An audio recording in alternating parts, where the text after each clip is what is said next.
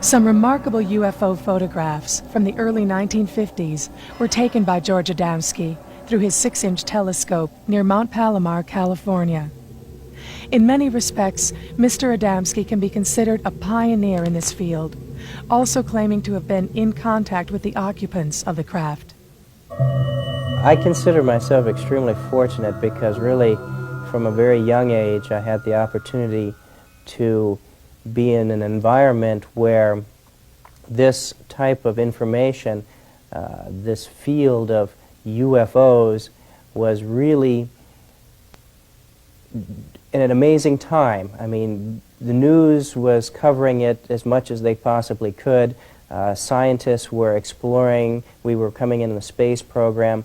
So space was on everyone's mind. And during those 63 to 65, which we were involved with Mr. Adamski personally during those times, we really had an opportunity, I really had an opportunity to see some of these crafts exceedingly close. And these are impressions that never leave my thinking because they were so deeply rooted. And to go to these lectures in which you had literally lines of scientists and military officials sitting there and people listening intently on the information that was exchanged and given, it was a very dynamic time in this field, which certainly has changed in the last 20 years. My father had numerous sightings, and due to these sightings, he got in contact with many different agencies of the government and investigated heavily into others who had reports of UFO encounters and taken pictures of these type of craft. And because of this investigation, he got in contact with Mr. George Adamski, who was in many respects a pioneer in this field already back into the late 40s and early 50s. I've been taking a large number of telescopic pictures and had motion picture footage of these crafts and even had many controversial contacts during these times. And this is really the basis of how I became involved through my lifetime, through my father and through Mr. George Adamski. George Adamski was originally a student and involved with philosophical teaching.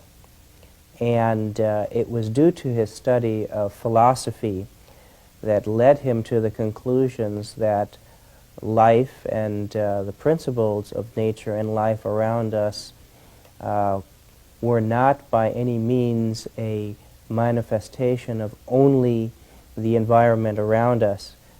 Basically that creation and life was universal.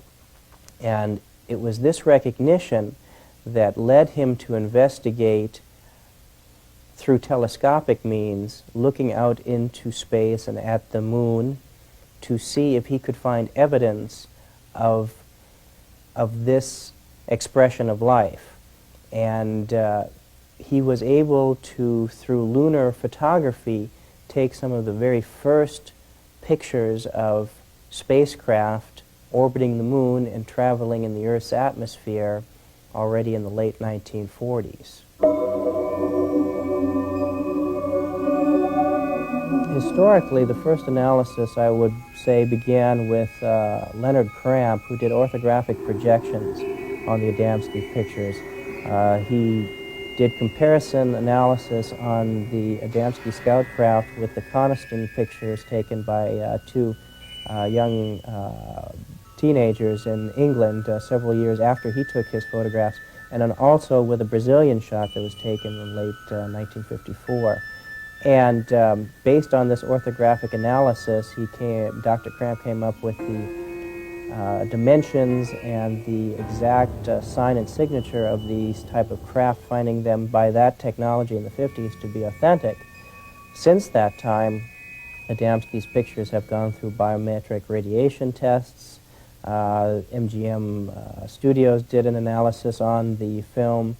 They've gone through each decade of technology's analysis, and they have been always found to be authentic and to be some of the best pictures ever taken. And I think one of their strong points was that they are taken 40 years ago, long before the computer technology that we have today, which certainly can composite any type of picture that we wish to.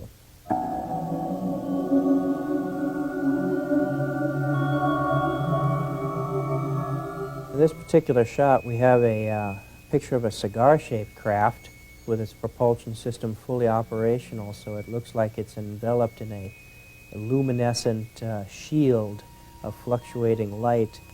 And it's located between the Earth and the Moon. It was taken by a 6-inch telescope Mr. Adamski took in the late 1940s.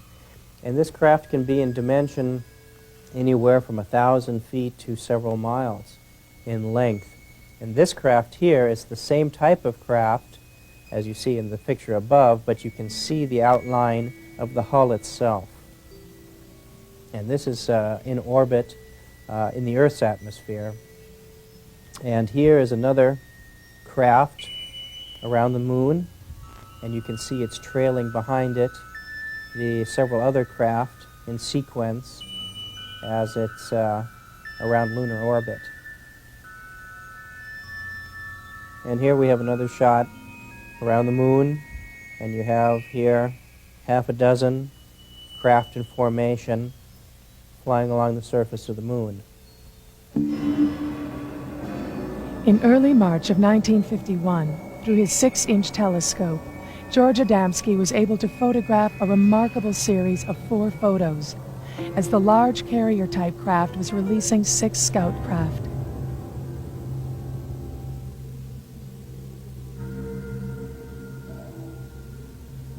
And basically this craft is what we would call a miniature city. It is in an environment that is enclosed to itself, and these bell-shaped craft, like our aircraft on an aircraft carrier, are housed in this cigar-shaped craft. And so this is used for distance travel through long distances of space. The bright glowing effect of the craft is a result of natural particles in space coming into contact with the resonant field generated by the craft. This effect can also bend the light waves entirely around the craft, causing it to disappear